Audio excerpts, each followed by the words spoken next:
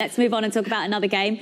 We've got Tottenham facing Brighton. Let's hear from both Antonio Conte and Graham Potter. Saturday, it will be a really important game because we are going to play against a team really strong. We played in the last period twice against them, but honestly, and in all two games, we struggled a lot against them because they are well organized. They have good players, a good manager. In the last game, they won against Arsenal, and I watched the game, and they deserved to win.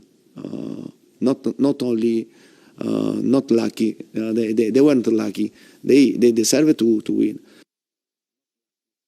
Well, it's very difficult, that's for sure, because I think Antonio's done an amazing job there since he's been in. Of course, Son and Kane are the headline, if you like, of that team, and rightly so, because they've historically been incredible performers in the Premier League. But I think you're doing Tottenham a disservice if it's just about those two, because they've got fantastic structure. They build up really well. 2-6s control the game for them. Great width with the wing backs. Kulusevski has come in and added something to their attacking team as well. So credit to Antonio and to Tottenham. It's a good team, a top team that we know from experience is hard to play against.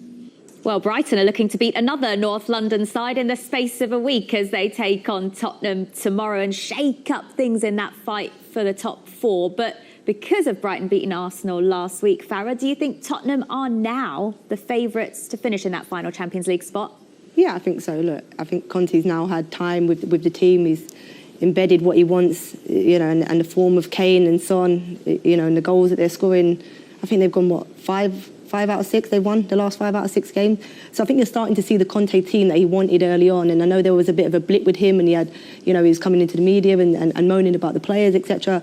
But he seems to have, the players seem to have bought into it, and they found form now. And look, the form is fantastic. I can't see them, losing between now and the end of the season. So yeah, I mean, Arsenal were in the driving seat, a few weeks back. To think Tottenham have caught them up, and I definitely think now, based on the fixtures they have remaining, that the fourth spot is theirs. Yeah, which would be an amazing achievement for them this season, considering when Antonio Conte came in. What's been the biggest change under him, would you say? I think fitness-wise, they look much fitter. They got a great balance to their team. The front three are more fluid. They're not relying on Kane so much. Son, what they scored, 25 goals in the last 7 games. Kane's only got 5 of them goals, bearing in mind. Son is absolutely on fire. Kulusevski has got, he's moving in behind as well. Like Graham Potter there, the 2-6s sit in midfield. They dominate the midfield area with the wing-backs get high and wide. So there's a much better all-round fluid feel to Spurs, whereas beforehand it felt like there wasn't a sort of a plan, or it was just always falling short. It was just up to Kane. There wasn't that sort of connection of the runs going in behind as well. So at the moment, he's ticking all the boxes and they're in the driving seat for sure. From a media perspective, Jason, do you also feel like Antonio Conte has maybe settled into this managerial role now? Farah mentioned his kind of roller coaster of emotions in the first couple of months. I think he's got his emotions in check, sure, yeah. I mean, I think, speaking to somebody who knows him quite well, I think they were a bit alarmed for a while when he was so volatile. I mean, it's in his nature. We know that anyway, and I wouldn't want him to be any different personally, because obviously you get an insight into what sort of character he is, and obviously from our point of view that's really helpful to see that. I wouldn't want to cross him, for sure. But no, I think he looks like a man who's much more assured, and that's reflected in his team. I think he's got control of the situation much better. He probably came out of that last January window not 100% happy with what they did. Obviously, they brought in a couple of players. And I thought they left themselves short, basically, and I wasn't so sure. But Kulusevski and Bentancur have been fantastic. Yeah. Especially Kulusevski, absolutely brilliant. I mean, absolutely great signing. It was quite funny because obviously the sporting director, Paratici's from Juventus. They think all he's gone back is get 2 players from Juventus, but he'll know them better than anyone else, as will Antonio Conte. So they've been a big difference. But no, you're absolutely right. He looks a man completely in control of the situation. But, as ever with Antonio Conte, I think the other side of him isn't that too far away. And if I'm a player, I don't want to bring that out, so I'm probably quite fearful. I want to make sure I do what he wants and get the results. Yeah, well, he's getting the best, especially out of those forward players, Farah. Kulusevski, is he quietly becoming one of the signings of the season? Yeah, most definitely. I think at Tottenham, too much was reliant on Harry Kane.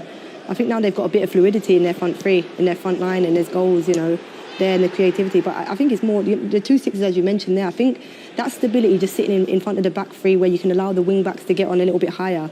I think that's what's made this Tottenham team even more better, especially since January. I think, they've been fantastic. But look, players that can run off of Harry Kane, is certainly is a strength to Tottenham. It's a strength of Harry Kane because he likes to come into those pockets, doesn't he? He likes runners off of him. And you see Son does it relentlessly throughout every game. And their connection in particular is phenomenal. Yeah. I think that's the word there. The key word there is connection. That front three, they've just sort of gelled straight away. We know that Harry likes to drop in deep. He needs runners off him, but there's one thing it's the detail of the run. Anyone can just make a run off the ball, but it's the detail of the run, it's the timing of the run, and it's the connection that they've all got. And it just, as I said there, the movement is just so fluid and effortless. But as well as scoring, I mean, he's got an eye for an assist as well. He's more than happy to set Harry Kane up or Son who's firing. Yeah, one of the downsides of that victory against Aston Villa is losing Matt Doherty. He's going to be out probably for the rest of the season now. How much of a loss is that?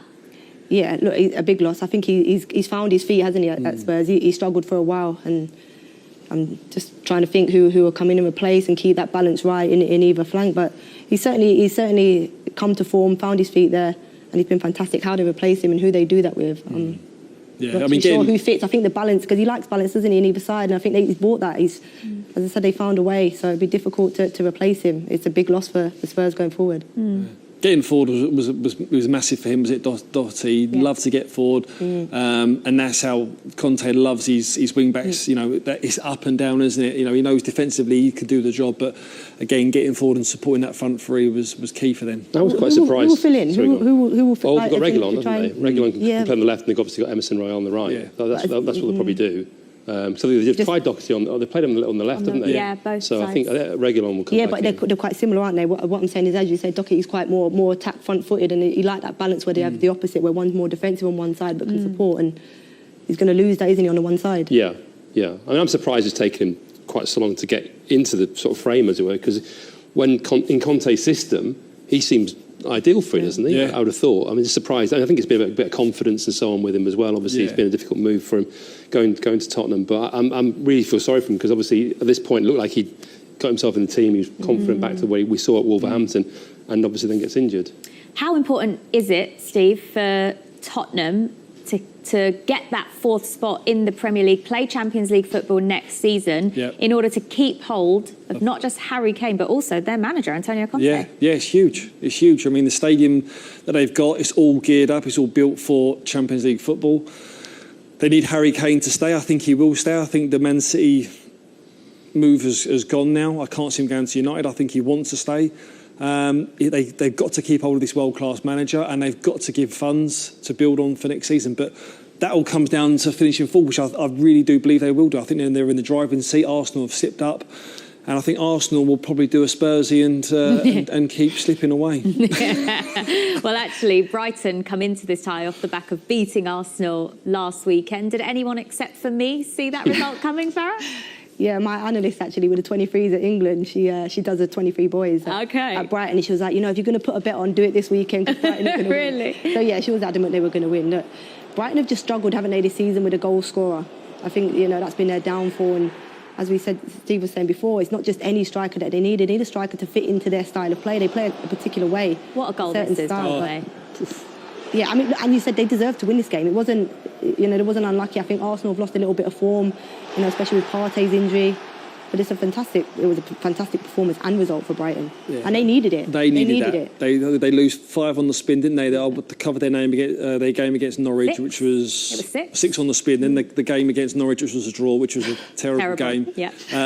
Put us all to sleep, that one. But I've got to say, the lads fancied themselves. I spoke to a few of them before the game, and they went there in high hopes, even the form that they'd been in, that they know that they're going to go. You've both said that. So why in particular? Bogey team. It's just Styles, isn't it? You get a game, you get a team that they've done well in before, home and away, and they thought they was going to go there, and all it takes is for Arsenal to have an off day, and they caught them on an off day. But what I'm driving at is there something about Arsenal that they see they can beat? Is there something about beforehand? Arsenal? I think in previous seasons they see him as soft. In terms of if they get at them, they know that they can, steamroller them as such. But I think with Arsenal, you're always guaranteed to get a footballing game, and that suits Brighton. And all they got to do is take their chances, which they haven't done most of the season, really. But Mwepu was absolutely outstanding. So good. Outstanding, which was really pleasing to see. So hopefully he now, because obviously Bissouma, they've missed him, his driving presence in midfield. So really good performance from him. What qualities does he have then, Steve, that can excite Brighton fans? And will he get regular starts? You'd like to think so after that performance. I mean, we can see he can score goals. He's breaking up play, his reading of the game was brilliant. His interceptions, linking up play from midfield to attack, and he can get forward as well. He can get in the box. But I think it's just that what I was really impressed with was his communication, his leadership in terms of pulling players in that needed to come in, especially away at the Emirates where you can get over in midfield. His leadership skills was fantastic. Okay, give him the chance against Tottenham. After that performance, Look, it's another tactical game, isn't it? And that's what's intriguing. Conte. I think, it will be styles again, another thing of style, and another game of styles. But I just don't. Brighton are fantastic and they're really good on the eye, aren't they? It's just they don't have a goal scorer. They don't score goals. They create chances, but they don't score enough goals for me. And I think that's where they fall short. And look, Tottenham, the form that they're in and the goals that they're scoring, they have a chance. But I think Tottenham's form is too good at the minute for them. Bring on the summer transfer window, eh? Right, we're going to take a break now. When we come back, we're going to focus on the team that Brighton beat last weekend, Arsenal, as they travel to St Mary's to take on a Southampton side that lost 6-0 last weekend. That's on the way next.